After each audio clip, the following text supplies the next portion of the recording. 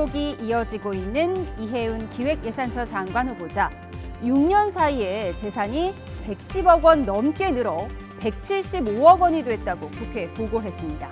백지 신탁으로 묶였던 비상장 주식이 풀린 거란 해명에도 불구하고 평범한 시민들이 납득하기에는 너무나도 큰 수치죠. 국민의힘은 송곳 검증을 예고하고 있는데요. 과연 청문회 문턱을 넘을 수 있을까요? 관련 영상으로 정치훈 시작합니다. 기획예산처 장관 후보자에 이해운 전 의원을 지명했습니다.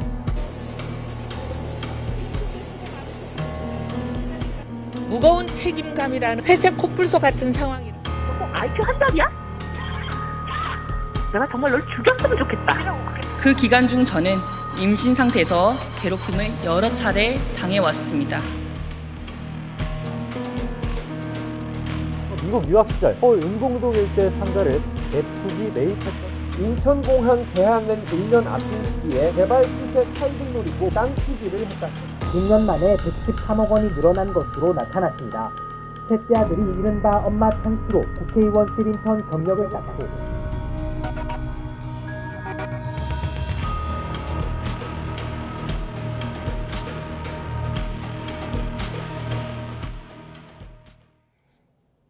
오늘의 정치온 홍익표 전 민주당 원내대표, 김성태 전 국민의힘 원내대표와 함께합니다. 어서 오세요. 예, 안녕하세요. 네, 이해운 후보자 재산이 6년 사이에 110억 원이 넘게 늘었습니다.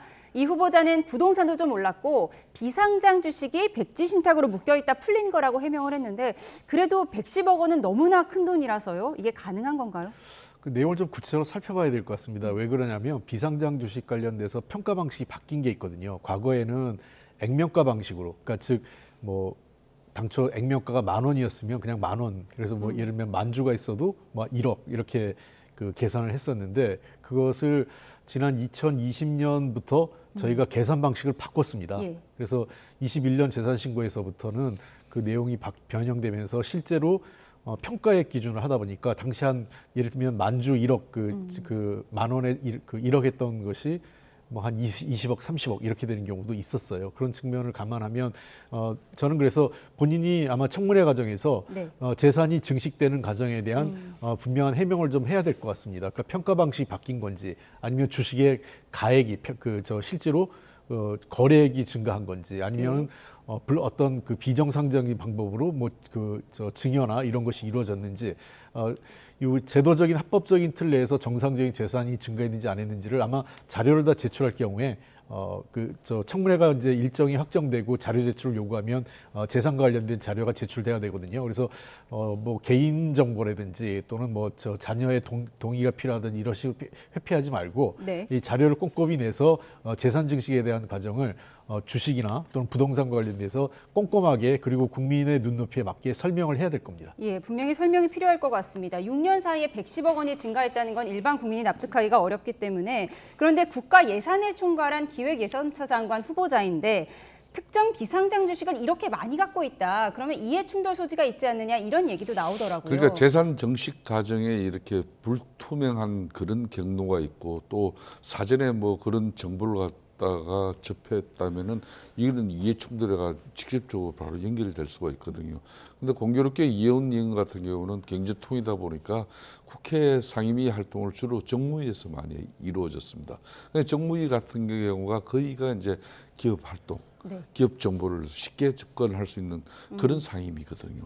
그런 측면에서 이런 재산 증식 과정이 기업 정보를 통해서 결국은 비상장 주식을 취득하고 그게 이제 시간이 흘러서 저렇게 엄청난 그런 부를 창출하는 어떤 그런 계기가 됐다면은 이거는 것은 지탄이 될 수가 있겠죠. 그렇지만은 뭐 정상적으로 이제 자신의 부분이 뭐 이렇게 비상장 주식을 취득해서 그게 세월이 흘러서 저렇게 이제 좀 전에 홍익표 대표님 말씀처럼 이제 뭐 액면가로 이렇게 하다가 이제 실거래가 기준으로 평가의 기준으로 이렇게 제도가 바뀌긴 바뀌었습니다만 하여튼 지금 이제 이해운 의원의 이런 논란은 이제 특히 보좌진이라든지 지역 정치인에 대한 그런 갑질 의혹과 함께 또 부동산 투기 의혹 거기다 이제 이런 뭐 주식 투자 뭐 주식 이런 증여 그리고 이제 뭐 동대문 또 자신의 지역구 당시 전농 지역 재개발할 때 자기 시어머니가 그 땅을 사고 결국은 그 땅은 또 두 채 아들에게 이렇게 정리하는 이런 정식 과정, 이런 모든 부분들이 이제 국민들 정서에는 상당히 배치되는 예. 그런 내용이 틀림없죠. 국민의힘에서는 이 후보자가 경제 전문가가 아니라 사익 추구 전문가 아니냐 이렇게 비꼬기도 했던데요. 다음 키워드에서 관련 내용 이어가겠습니다.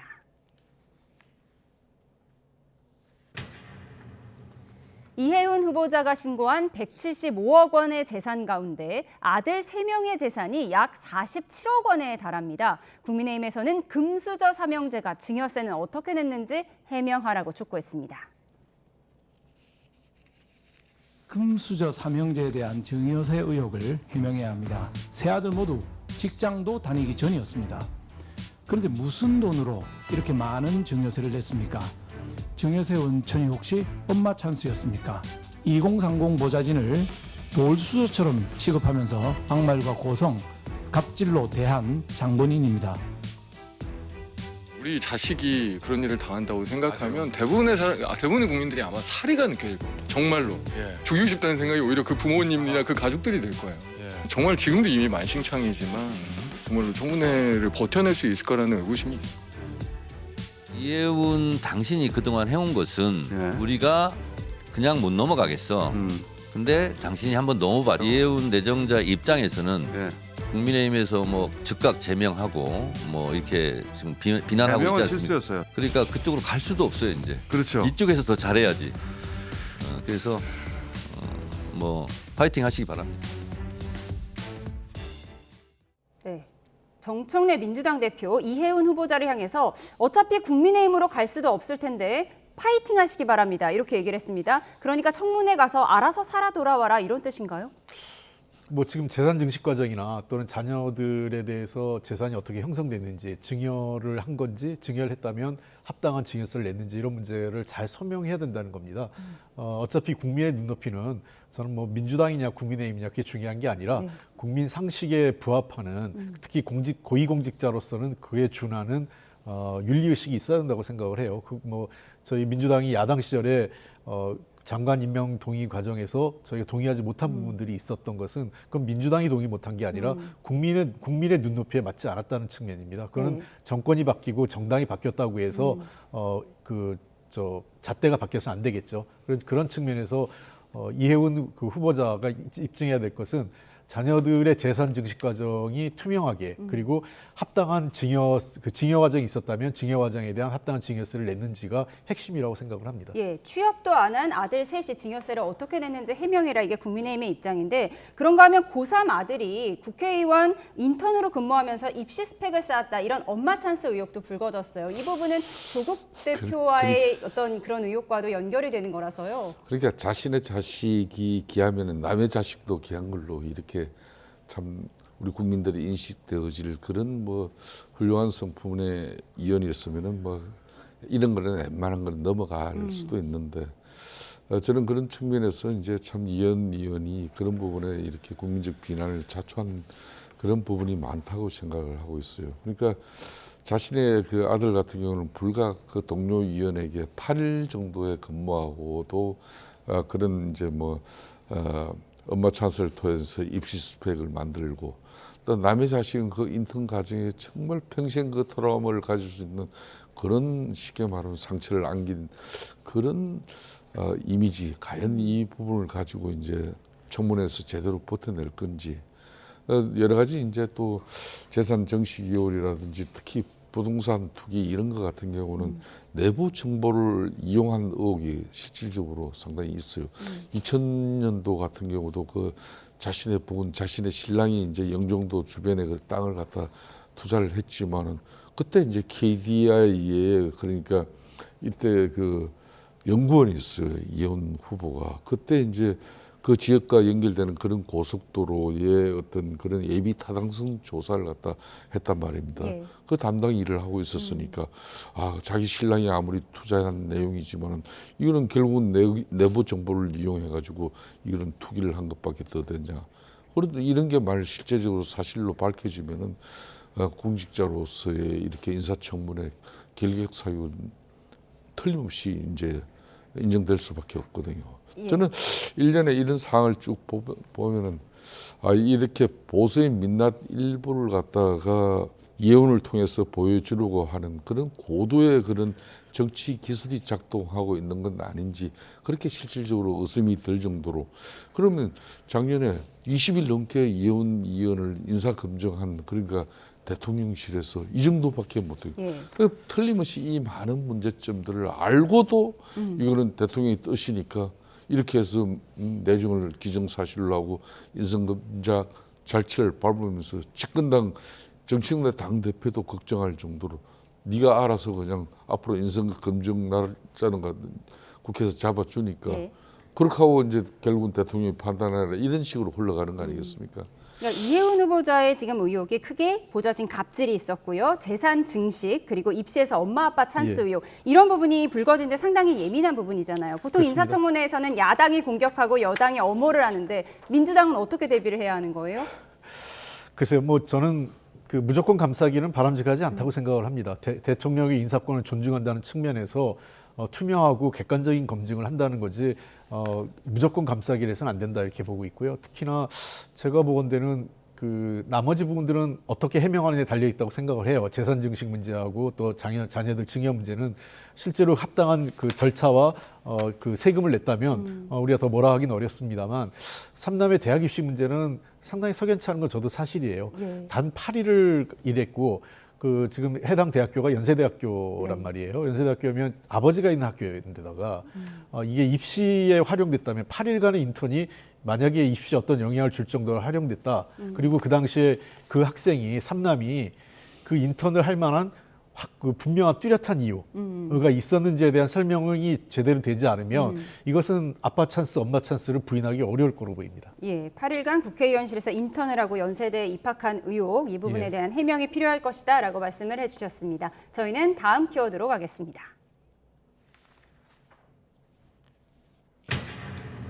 공천 헌금 의혹 파동 속에 정청래 대표는 시스템 에러가 아닌 휴먼 에러라고 선을 그었습니다. 좀 유행이 되는데 시스템 에러냐 휴먼 에러냐 이런 얘기 하던데 이거는 시스템 에러라기보다는 휴먼 에러에 가깝죠. 김경시 의원이 강선우 의원에게 1억 원을 준 걸 듣고도 김병기 의원은 왜 묵인했을까요? 김병기 전 원내대표 이렇게 해명했습니다. 강선우 의원께서 그걸 갖다가 확인해 보니까 사무국장도 거기에서부터 클리어하대더라. 받지 않고 돌려줬다고 그러더라. 김경희 의원은 돈을 준 적이 없다고 그런다. 잘못은 했지만 잘못은 제가 잘했다는 건 아니지만 법적인 문제는 그건 없을 거라고 생각합니다.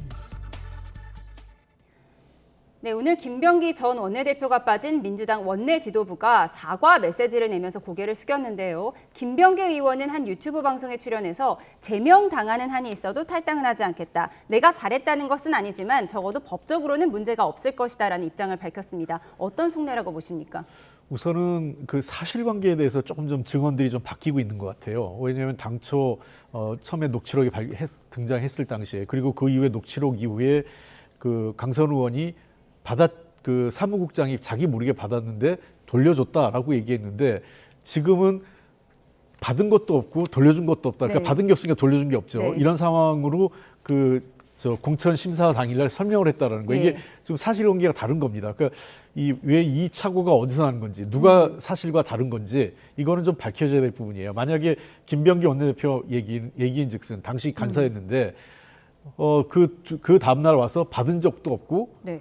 그러니까 당연히 돌려준 것도 없기 때문에 네. 그냥 그대로 심사해서 공천을 받게 됐고 자기는 또 그날 다른 일정 때문에 참석하지 못했다. 네. 그리고 그 강선우 그 당시 의원이 공관위원회에서 설명을 그렇게 해서 김경시 의원이 공천을 받게 됐다 이런 설명을 하고 있는 거거든요. 저는 그래서 이 부분에 대해서 결국은 이 문제는 당 차원에서 조사에는 한계가 있습니다. 수사기관이기 때문에 수사기관에서 그 수사를 해서 실제로 돈이 오고 갔는지 여부 네네. 그리고 지금 강선우 의원 같은 경우가 증언이 좀 다르거든요. 예. 처음에 녹취록 발견했을 때는 자기가 받았지만 그렇죠. 사무국장이 받았는데 돌려줬다고 했고 근데 거슬러라면 2년 전에는 그렇게 얘기 안 했거든요. 그러면 이제 뭐가 사실이냐에 대한 그러니까 그 2022년에 강선우 의원의 발언, 공관위 발언과 2026년 1월 초에 강선 의원의 발언이 뭐가 사실인지가 지금도 확인돼야 될 문제가 남아 있습니다. 예, 그러니까 1억 원을 받았다가 돌려줬는지 애초에 안 받았는지 이런 진술들이 좀 번복되고 있는 상황이에요. 그리고 지금 경찰은 이 1억 원을 받아서 보관한 것으로 알려진 강선우 의원의 보좌진을 지금 조사하고 있는 상황인데 지금 어떻게 보십니까? 일각에서는 김병기 의원이 이 공천에 관한 많은 것들을 알고 있어서 쉽게 내쳐지지 않을 것이다라는 분석이 야당 일각에서 나오더라고요. 김병기 의원은 누가 뭐라 그래도 민주당 내에서 국정원 출신으로서 정보 전문가로서의 그런 어떤 당내 전략가 그리고 인사 그런 핵심적인 역할을 갖다 특히 이재명 당대표 시절에 이걸 수행하신 분이에요. 그러니까 서울시당에 지금 현재 강선우 의원과 공간이 간사로서 이제 이렇게 이제 김경 시험 문제도 있겠지만은 2023년도 같은 경우는 2024년도 같은 경우는 그러니까 총선 국회의원 공천 인사 검증 그러니까 검증위원회 위원장을 맡은 사람이에요.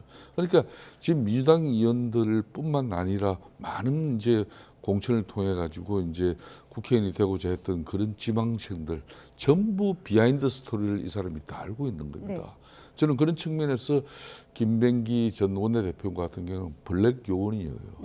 블랙 요원이기 때문에 이재명 대통령이 대통령 되는 과정의 모든 것도 자신이 잘 알고 있고 또 동료 의원인 민주당 의원들의 또 그 내용도 본인이 잘 알고 있고 그 단적인 예로 같이 동료 의원인 강선우 의원과 사적인 대화를 하는 그 자리에 그걸 핸드폰 자동 녹음 기능도 아닌 녹취를 의도적으로 했단 말입니다. 이게 강선우 의원 한 사람에게 딱 해당되는 문제. 정치권에서는 그 부분이 충격이라고 하더라고요. 그러면 이거 민주당 의원들 제가 아는 민주당 의원들도 상당히 이건 아연실색하더라고요. 그런 측면에서 이제 나 함부로 손대지 마라. 나 그런 사람이다. 이런 걸 그저께 이제 쉽게 말하면 자신이 자발적으로 뭐 유튜브 방송을 통해서 출연해가지고 그런 내용을 난 제명 난 내가 걸어서 내가 절대 탈당하는 없을 거야. 제명하려면 제명해봐라. 이런 식의 얘기거든요. 저는 저런 내용이 앞으로 이제 민주당 윤리심판 그 위원회에서 과연 어떤 결정을 내릴지 모르지만은 저는 쉽게 이제 김병기 전 원내대표를 출당시키는 그런 제명 조치 결코 쉽지 않을 것이다 이렇게 보고 있습니다. 김병기 의원이 블랙 요원으로서 많은 걸 알고 있기 때문에 나를 건드리지 말라 이런 메시지를 준 거라는 개인 의견을 주셨습니다. 이 의혹은 많은 분들이 알다시피 김경시 의원이 강선우 의원에게 1억을 건넸고 이 사실을 김병기 의원이 묵인했다 이런 의혹인데요. 이것에 관한 수사가 본격화한 상황에서 이 핵심 피의자 그러니까 1억 원을 준 것으로 알려진 김경 서울시 의원이 한국에 없는 사실이 확인이 됐습니다. 경찰이 출국 금지 조치를 하지 않은 사이에 미국으로 간 건데요. 논란이 커지고 있습니다. 들어보시죠. 원희룡 전 국토부 장관을 소환 조사도 하지 않으면서 특검에서 반년 내내 출국 금지시킨 사례가 있는데 경찰에서는 핵심 키맨을 출국 금지도 시키지 않고 내버려 둔 것입니다. 살아있는 권력 앞에서 한없이 느려지고 무뎌지는 경찰의 칼로는 결코 권력형 범죄를 수사할 수 없습니다. 특검 도입이 반드시 필요합니다. 법무부나 이런 유관기관이 요청을 해서 다시 또 법무부의 판단을 거쳐서 출국금지라는 결정이 내려지는 것이기 때문에 이게 뭐 하루에 고발되자마자 바로 자동적으로 그렇게 되는 건 아닙니다. 그래서 말씀하신 것처럼 고발된 뒤에 이틀 정도 후에 출국했다. 그러면 이게 무슨 수사가 고의로 지연됐다라고 보기엔 좀 어려운 상황인 것 같습니다.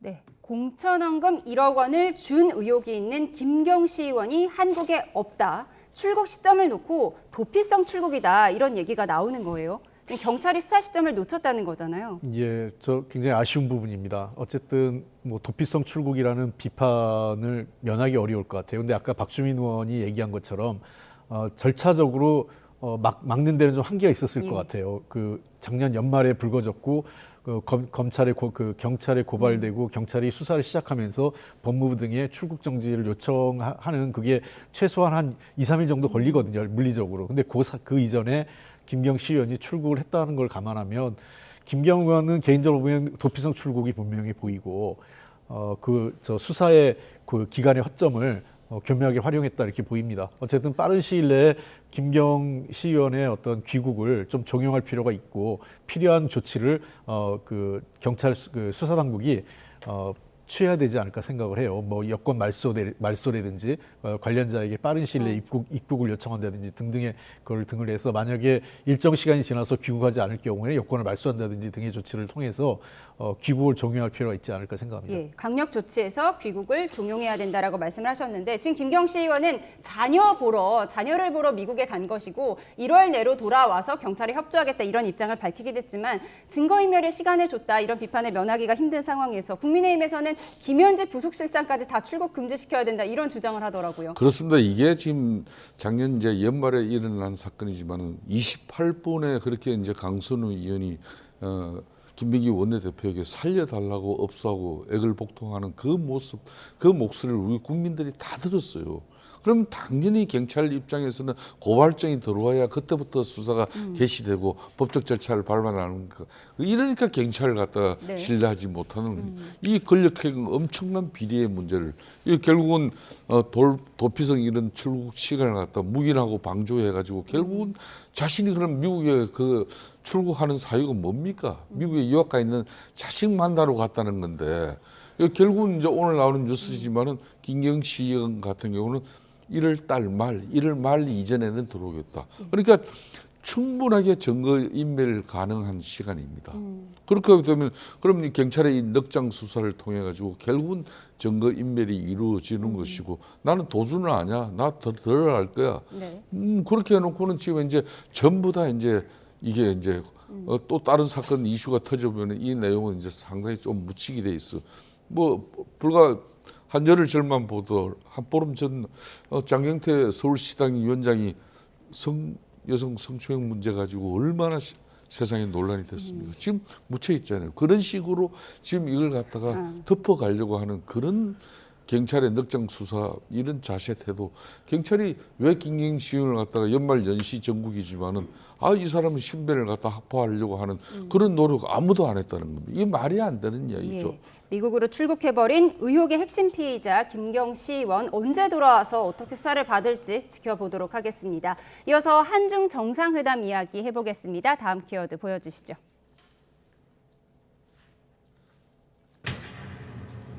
두 달 만에 열린 한중 정상회담 뒤에 만찬장에서 이재명 대통령이 이렇게 시 주석에게 깜짝 셀카를 제안했습니다. 인생샷을 건졌다며 화질은 확실하쥬라는 글을 SNS에 남겼는데요. 들어보시죠.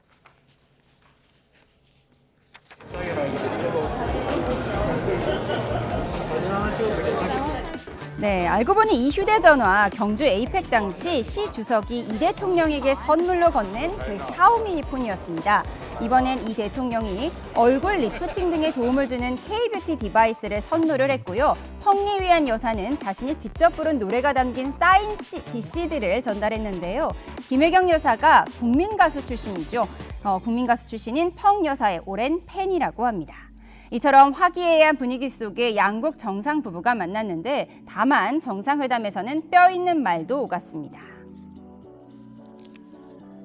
한반도 평화를 위해 실현 가능한 대안을 함께 모색하겠습니다. 应当坚定站在历史正确一边，做出正确战略选择。 타이완을 둘러싼 중일 갈등은 물론 베네수엘라 대통령 체포 사태 이후 미중 간의 신경전을 고려한 발언으로 해석될 수 있는데 여야의 평가 엇갈립니다. 현안으로 있는 그 한안령과 사회 구조물 문제에 대해서도 계속해서 실무 교섭을 이어가기로 했는 그런 성과들이 있었다. 서해에 위법적으로 설치된 중국 구조물 문제에 대해서 사과도 없었고 한한령 문제 또한 유감 표명조차 없이 중국으로부터 편을 잘 고르라, 다시 말해서 줄을 잘 서라는 경고만 듣고 돌아온 회담으로 CD 선물하고 셀카 같이 찍고 화기애애한 모습도 보였지만 정상회담에서 시진핑 주석이 국제 정세가 혼란스럽고 역사에 올바른 선택을 해야 한다라고 강조했습니다. 아무래도 미중 갈등이나 또 중일 갈등 사이에서 올바른 선택을 해라, 뭔가를 압박하는 모양새도 좀 보이고요. 어떻게 보셨어요? 뭐 말이 틀린 말은 아니죠. 올바른 선택을 해야 되겠죠. 그래서 대한민국은 대한민국의 국익에 맞는 선택을 하면 됩니다. 뭐 시진핑 주석이 뭐라 하든 트럼프 대통령이 뭐라 하든 대한민국 대통령은 대한민국과 대한민국 국민을 위한 선택을 하면 되는 거고, 이재명 대통령이 지금까지 한미 정상회담 또 한중 정상회담 등 여러 가지 또 해외에서 정상회담을 하면서 일관되게 지켜온 것은 대한민국의 국익과 실용외교였다는 측면에서 저는 역사의 올바른 편이라는 것은 대한민국 국민 편이라고 생각을 합니다. 이재명 대통령이 한 번도 그것을 놓치지 않고 있다 이렇게 보입니다. 네, 상당히 원론적으로 답변을 해주셨는데요. 그러니까 중국과 가까운 베네수엘라 대통령을 미국이 체포한 상황에서 역사의 올바른 편을 서라 시진핑 주석이 이렇게 말했다는 것, 이 점에 있어서 국민의힘에서는 이 중일 갈등과 미중 갈등 속에서 중국 편에 서라는 얘기만 듣고 온 회담이었다 이렇게 평가절하했더라고요. 그러니까 상당히 지금 이제 공교롭게 이재명 대통령이 이제 중국 방문하는 이 시기가 또 마두로 지금 베네수엘라 대통령을 갖다가 미국이 공습을 통해서 결국은 잡아온 거거든요. 이 시점입니다. 이 시점에 사실상 그 청와대 대통령실 입장에서는 다카이치 일본 총리를 갖다가 원래는 먼저 만나기로 돼 있는데 지금 중일 갈등이 아주 최고조로 더 가고 있는 그런 시점에서 다카이치 총리를 먼저 만나는 부분은 정치적으로 더 부담이 커질 것이라는 그런 판단 속에서 이제 중국이 시진핑 주석을 만났지만은 저는 하여튼 뭐 중국 시진핑 주석의 그런 한심을 살려고 하는 뭐 상당히 네, 저렇게 샤오미 폰을 다시 가져가서 셀카를 찍는 모습은 좀 센스 있었던 것 같아요. 파격적인 소프트 애교라고 뭐 좋은 말로는 이렇게 해주고 싶습니다만은 꼭 저렇게까지 이렇게 시진핑 주석의 한심을 사야 되는 건지. 네. 대한민국을 대표하는 삼성전자의 갤럭시 폰 같은 경우, 그럼 지금 미국 라스베가스에서 CES가 지금 열리고 있는데, 예? 삼성의 맹운을 걸고 지금 현재 아이폰이라든지 샤오미폰을 따돌리고, 지금 국가적으로는 대한민국 대표기업 삼성의 그런 분발이 이어지고 있는데 대통령 저 부분은 좀 너무 나가지 않았나. 그렇지만은 이제 한중 관계가 뭐 그렇게 우리 국민들이 우려하는 그런 정도의, 특히 작년에 뭐 한미 동맹 관계를 이재명 대통령이 되더라도 큰 우려가 없을 정도로 작년에 그런 측면에서는 안정감을 보여줬기 때문에 뭐 중국하고 좋은 관계를 만들기 위한 저 노력은 뭐 돋보입니다. 그렇지만은 뭐 좀 전에 홍영표 대표님 말씀처럼 저렇게 중국의 압박이 있다고 해서 위축되고 또 한미 관계 소홀히 하면은 더 위험해진다는 걸 꼭 이 말씀 남기고 싶어요. 예, 저는 저렇게 샤오미 휴대전화로 찰칵하는 모습에 좀 센스 있다고 봤는데 그렇게까지 한심을 사야 했느냐, 김성태 의원님께서는 좀 비판을 하셨어요. 대통령께서 SNS 많이 하시면서 평소에도 셀카 찍는 걸 좋아하세요. 본인도 잘 찍으시고. 저는 아마 시진핑 주석한테는 색다른 경험일 것 같은데 저게 그 선물한, 그러니까 내가 당신이 준 선물을 기억하고 갖고 있다라는 의미지 뭐 그 샤오미 폰이 우리 삼성 폰보다 더 좋다는 의미 절대 아닙니다. 알겠습니다. 그러니까 뭐 또 우리 홍영표 대표님은 당 대표, 원내 대표 같이 하셔가지고 셀카 찍는 걸 익히 잘 알고 계시는 거죠. 뭐 저런 부분도 어찌됐든 간에 지난번 경주 에이펙에서 좀 아슬아슬했잖아요. 저 샤오미 폰 가지고 보안 잘 되는 거냐? 그거 상당히 위험한 발언이고요. 그걸 아마 좀 무마시키는 그런 의미를 좀 담은 것 같아요. 예, 시진핑 주석이 좀처럼 웃지 않는 인사인데 저렇게 웃는 모습도 많이 보였습니다. 한중 정상회담 얘기 간단히 해봤고요. 마지막으로 국민의힘 이야기 해보겠습니다. 어제 임명된 윤리위원들을 두고 계파 갈등이 수면 위로 오르는 모습인데요. 윤리위원회 당면 과제가 사실상 한동훈 전 대표에 대한 징계 논의이기 때문인데 과거 장동혁 대표 걸림돌을 제거해야 한다고 말했습니다. 들어보시죠. 걸림돌이 있다면 그 걸림돌이 먼저 제거되어야 할 것입니다. 저를 비롯해서 계엄을 극복하고 미래로 가자는 상식적인 사람들이 걸림돌일 겁니다. 같은 당내의 정치인을 찍어내기 위해서 조작 감사를 하는 사실이 드러났는데도 네, 국민의힘 국회의원 단체 대화방에서는 윤리위원 일부가 통합 진보당 출신 또 정명석 JMS 총재 변호인이라는 얘기가 있다며 항의했고 지도부가 일부 사실이 아니라고 해명했지만 윤리위원 2명이 바로 사퇴하는 등 논란이 끊이질 않고 있습니다. 큰 기대는 사실 없어요. 김도읍 정책위장이 사퇴한 것이 굉장히 우리 당에 지금 큰 이제 파장을 일으키고 있는 거고. 딱 명단 보고 든 생각은 장동혁 대표가 참 끼리끼리 잘 모았구나. 장동혁 대표가 나 좀 쫓아내줘. 제발 나 좀 당대표직에서 끌어내줘. 이런 마일리지를 스스로 계속 쌓아가고 있는 것이 아니냐. 한동훈 전 대표에 대한 명확한 시시비비가 필요하다, 처벌이 필요하다는 게 100만 당원들의 첫 번째 요구라고 보고 있습니다.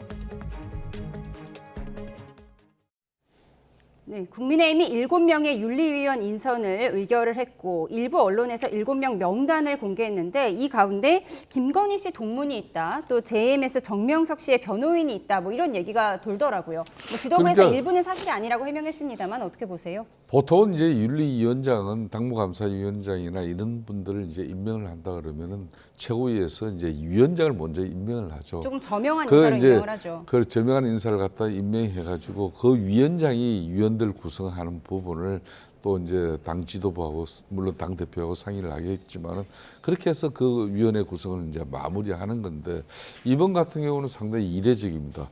위원들 7명을 먼저 구성하고 이걸 최고위에서 의결을 마친 다음에 그 위원 7명 중에 한 사람을 위원장으로 호선하는 그런 내부적인 절차를 이제 가져가는 그 방식을 채택한 건데 그 7명의 위원들 명단이 또 사전에 또 저렇게 유출돼 가지고 또 당내 여러 가지 논란을 빚으니까 그 당사자들이 두 사람은 이미 사퇴를 했지 않습니까?